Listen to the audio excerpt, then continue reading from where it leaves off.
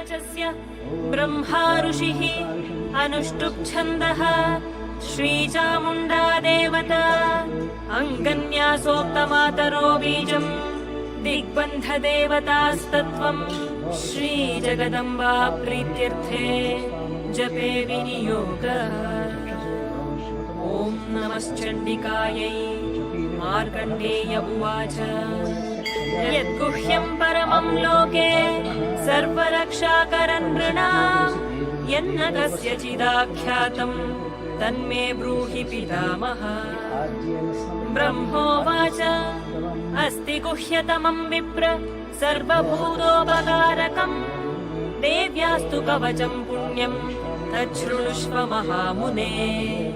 प्रथमम् शैलपुत्रीति द्वितीयम् ब्रह्मचारिणी तृतीयम् चन्द्रघण्टेति कूष्माण्डेति चतुर्थकम् पञ्चमम् स्कन्दमातेति षष्ठम् कात्यायनीति च सप्तमम् कालरात्रिश्च महागौरीति च अष्टमम् नवमम् सिद्धिदात्री च नवदुर्गाः प्रकीर्तिताः उक्तान्येतानि नामानि ब्रह्मणैव महात्मना।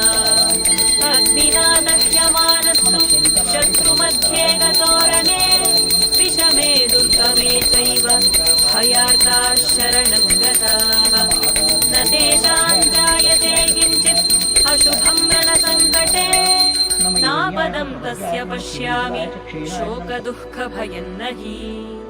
यैस्तु भक्त्या स्मृता नूनम् तेषां सिद्धिः प्रजायते प्रेतसंस्था तु चामुण्डा वाराही महिषासना ऐन्द्रीगजसमारूढा वैष्णवी गरुडासना माहेश्वरी वृषारूढा कौमारी शिखिवाहना ब्राह्मी हंससमारूढा सर्वाभरणभूषिता नानाभरणशोभाढ्या नानारत्नोपशोभिताः दृश्यन्ते रथमारूढाः देव्यः क्रोधसमाकुलाः शङ्खं चक्रं गदां शक्तिं हलं च मुसलायुधम् खेटकं तोमरं चैव परशुं पाशमेव च कुन्तायुधं त्रिशूलं च शार्ङ्गमायुधमुत्तमम् दैत्यानां देहनाशाय